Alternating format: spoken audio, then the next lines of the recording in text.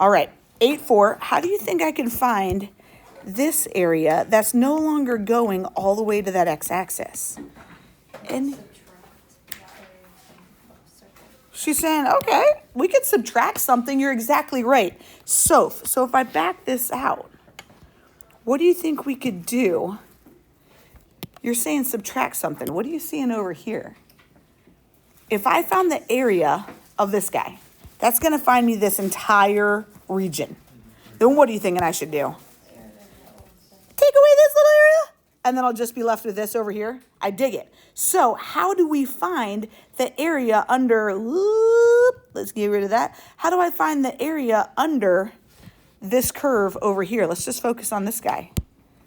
How do I find this area? I'm going to put it in black. Just divide it into a rectangle and a semicircle. Oh, yeah, we could go rectangles.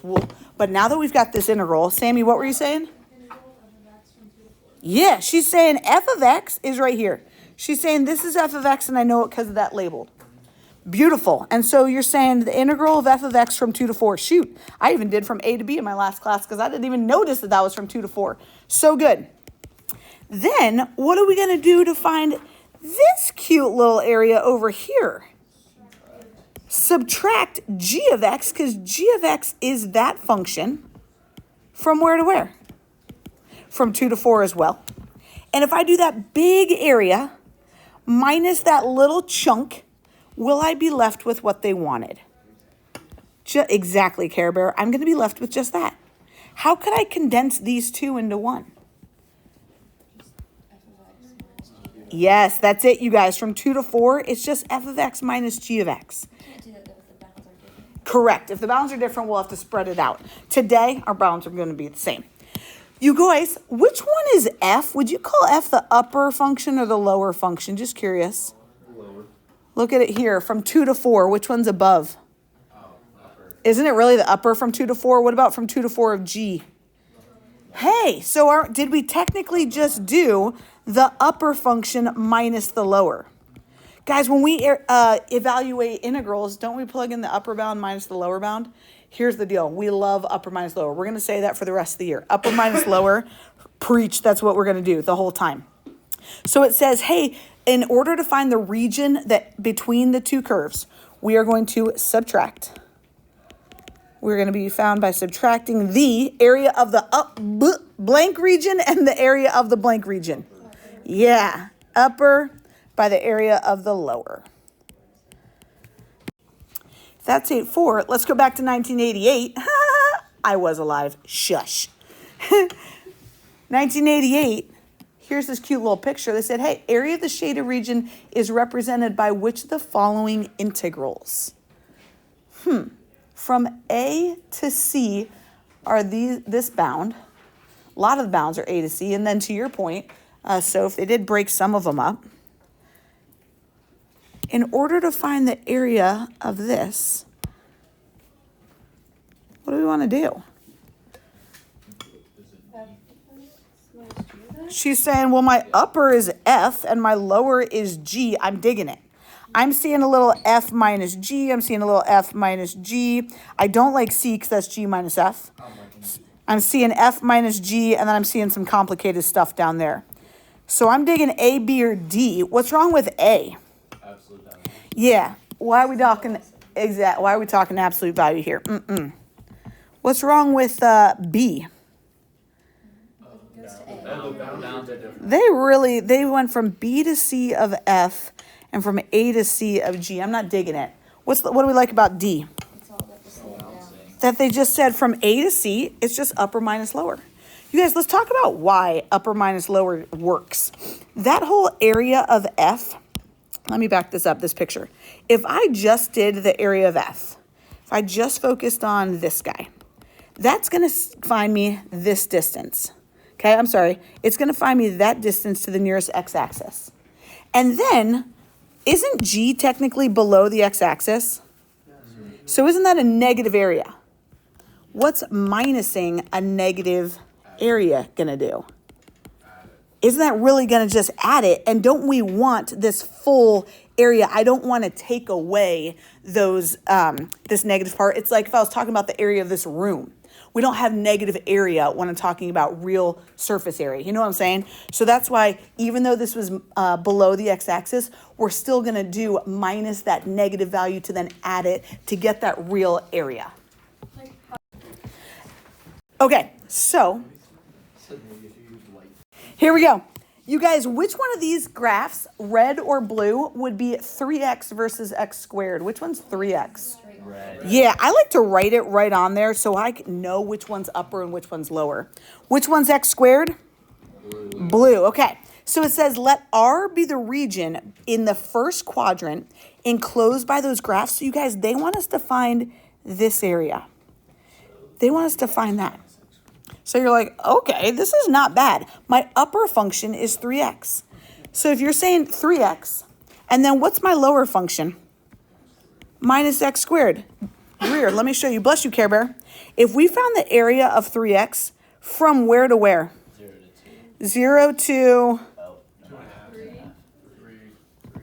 How did we know that? Boom, right there, right? If I found just the area of 3x from 0 to 3, I'd be finding this big triangle, right? Then what's subtracting this guy? Subtracting this area is going to subtract this curved area. And am I left with just that cute little chunk? Yeah. Yep, that's how upper minus lower works. I dig it. Yeah, exactly. She's saying, hold up. We're saying, yes, upper minus lower from what x to what x? We're talking 0 to 3. People without a calc, we got to do this one. We can do this. Antiderivative of 3x. You guys, nothing makes me happier on a Monday than you guys cranking out that antiderivative. 3x squared over 2 minus x cubed over 3. From what bound to what bound? Yeah. And how do I evaluate those bounds? Upper minus lower, baby. If there's one thing that's consistent, it's that. Thank goodness. Guys, it's free response. So how might you want to leave that answer? Totally. Just plug those numbers in and don't simplify.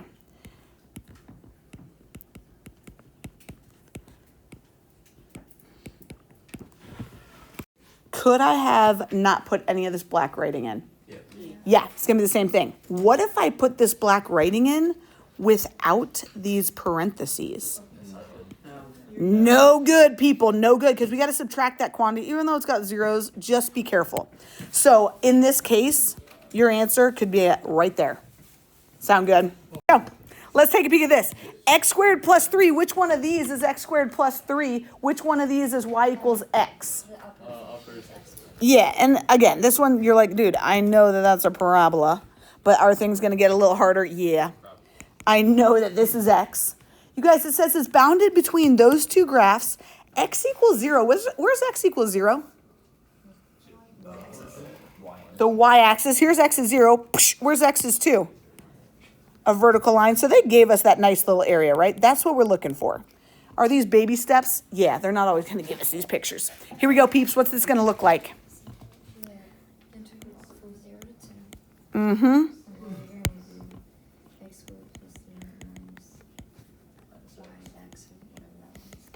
Yeah. Beautiful. Let's skip a step. Okay. So now, still no calc. They gave you the graph. They said, let R be the shaded region in the first quadrant, enclosed by y-axis, boom. The graph says sine and cosine. What if they wouldn't have labeled this? Would you have known sine is this one because it goes through the origin? Would we have known cosine is this one because it starts at the amplitude? Exactly. You know what I'm saying? So this was a gift that they had this labeled. They might not have. What's my upper minus lower going to look like here then? Cosine minus sine. Yes. And we need to get some bounds.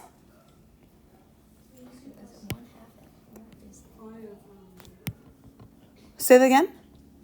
0 to... It is something on the unit circle. I love that. You guys, don't we have to find out where those intersect? That's probably pi over 2. Ooh, where they equal, right? Intersection is where these two functions are going to equal. When does cosine equal sine? At pi over 2, my sine is 1 and my cosine is 0. Oh, it's root 2 over 2. Root 2 over 2 happens at what radian? Pi over 4. pi over 4. Did you say that 15 times, Braddock? Sorry. No, you didn't. Sorry, you guys. Think about that unit circle. Where does the x coordinate equal the y coordinate? It's at pi over 4, right? Good little reminder. Yes, sir. For the upper minus lower, is it just where they are at the origin? Is that how you do it?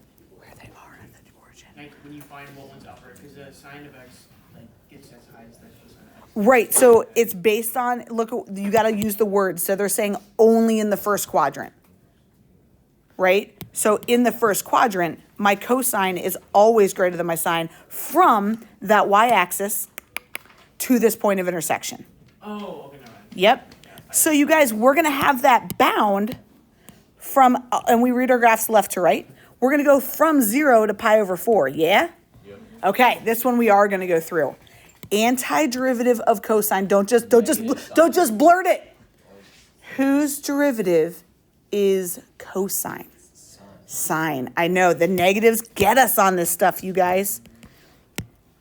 And this is the way we got to think of it, because the memorizing these isn't working. You got to think backwards. Whose derivative is cosine? Whose derivative is negative sine? Very good, you guys.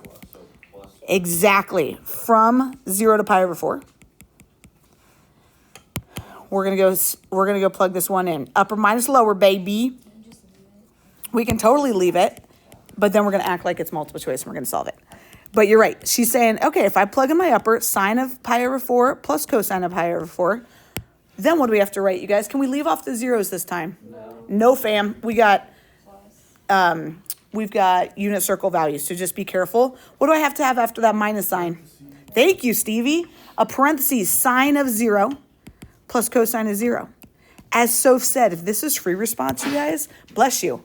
Bless you. We are not taking this any further. You are done. There is no variable in there. Pi's are not variables. They're constants, so we're good. But let's act like it was multiple choice. What is the sine at pi over 4? Sine, the y coordinate is root 2 over 2. The cosine at root 2 over 2, the cosine at pi over 4 is root 2 over 2.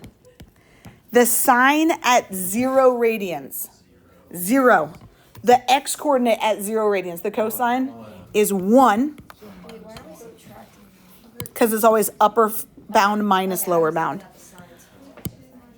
What is 1 root 2 over 2 plus 1 root 2 over 2? 2 root 2's over 2, which is just beautiful, minus 1. Final multiple choice answer would be that one. Final answer would be this one for free response. Here we go. Do you like my cute little pictures? No calc on this one. Find the area enclosed by this parabola and this line. What is 2 minus x squared? Let's try to just try to see what that would look like. X squared looks like x squared, and then negative's going to do this. What's that 2 going to do? Whoosh, perfect. So you guys, I think a little sketch is going to help. A little sketch is going to help. So we're going to be up 2, and we're like this. Woo! Does not need to be accurate.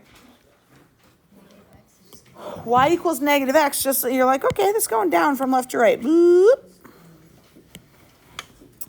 And it says, find the area of the region enclosed by that parabola healed and that line. Are they talking about this? Should I stop here? No, because they didn't say it's bounded by the y-axis or anything. I got to do that entire region, right? Yeah. Good job, you guys. So which one would we say was upper?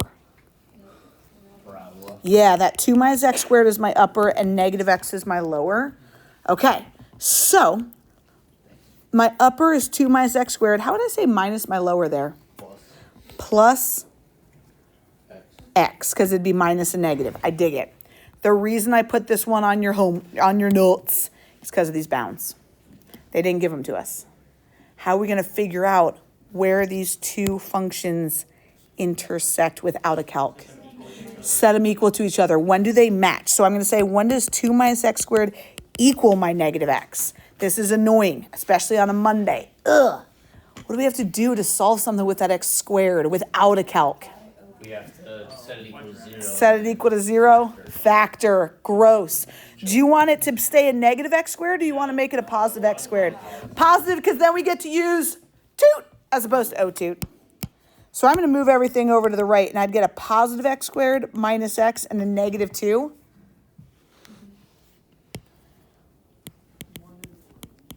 Close. What multiplies to be negative 2, because it's toot, multiplies and adds to be a positive negative 1? Negative 2 and 1. X minus 2. X plus 1. Let's just verify. Negative 2 times 1 gets me a negative 2. Negative 2 plus 1 gets me a negative 1. I dig it. Where do these equal 0? When x is 2 and negative 1. I dig it. Does that look kind of plausible that it intersects when x is negative 1 over here and when x is positive 2 over there? Yeah. I think that looks plausible. You guys, I'm just a visual person, so I like to put like, oh, it's intersecting at negative 1. Don't even care, about the y. It's intersecting at 2. Don't even care about the y. So you'll see that on my answer keys often. And I just do that to help us know where these bounds are coming into play. So do you agree we've got the variables x's over here? So these bounds need to be in terms of x. So we're going to say from where to where? Negative 1 to 2, baby. Without a calc. Antiderivative of 2x. Antiderivative of x squared. Beautiful. Antiderivative of x. X squared over 2. Beautiful. And we're doing all that from negative 1 to 2. Guys, when you go plug in your upper minus your lower, my only worry is that negative 1 best be in parentheses every time you write it, because when we were taking it to exponents, it could change its value, right? So upper minus lower. And maybe, like Miss Queen was saying, maybe you just feel really comfortable and you're like, I'm not going to write 2 cubed, I'm just going to write 8/3 plus, but maybe on this one you want to write 2 squared over 2. Totally fine. If you don't put a parenthesis around this other one, you won't get the point.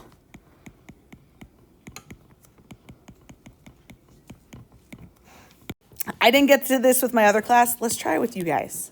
This is a toughie. Ooh, actually, let's do this one first, just to make sure we got good time. Let's go do this one. Sorry, I didn't mean to put the answers on there. Oh, sorry. Okay, let's try this, and then with extra time, I want to come back. What's the area of the region enclosed by this graph, and x is 0? What? Thankfully, we get a calculator. Let's go use our calculator, and let's let it help us see what are these functions. So we're going to just graph them. So it'll help, like, what's my upper, what's my lower, you know what I'm saying? Do your graphs kind of look like mine? Yeah. Ish. You guys, it says, what's the area of the region enclosed by? Blue for me is my e to the x graph. I'm going to even, if I were you, I would sketch. So I would be like, okay, we got this going on is e to the x minus 2. Then I got this cute little sign thing going like, woo. Oh, that was terrible. Woo. Again, the accuracy doesn't matter. Obviously. And, and the calculator won't draw a vertical line for us, you guys. What is x equals 0? Where's that going to be? The y-axis, beautiful. So that's here. So what region are they talking about? That little This little ditty? pie. That little ditty there? Yep. Yeah, very good, you guys. That's huge. I think just making sense of that one is hard. We know the answer is C. We're going to just go figure it out. Nelson would have already yelled it out. Okay. What's our setup going to be? Love it. Sine of x is my upper. Minus, do I need a parenthesis? Yeah. Game changer. E to the x minus 2, because that's a binomial. Then we got to worry about those bounds. 0, I agree. We're going as far left as 0. Yeah, then we thankfully have our calculator on this one. We got to go find the intersect, y'all. So we're going to go second trace intersect. Let's see if we can all get it. Second trace intersect. Don't let me do it for you. 1.05? I did not hear 3 decimals, and that makes me sad. 1.054. Yeah, we got to go 3 decimals. 1.054, comma, I don't even care. Yep, if you don't put 3 decimals on that bound, they won't give you the point. And I know that that is sad. So we got this nice setup. You guys, how am I going to get an answer now? Plug it in. You just go to that home screen, you guys. Very good. So we're going to go to that home screen. Yeah, in Math 9. So we're going to go home screen, Math 9, upper minus lower from 0 to that entire bound. If you type in 1.05, you're not going to get my matching answer.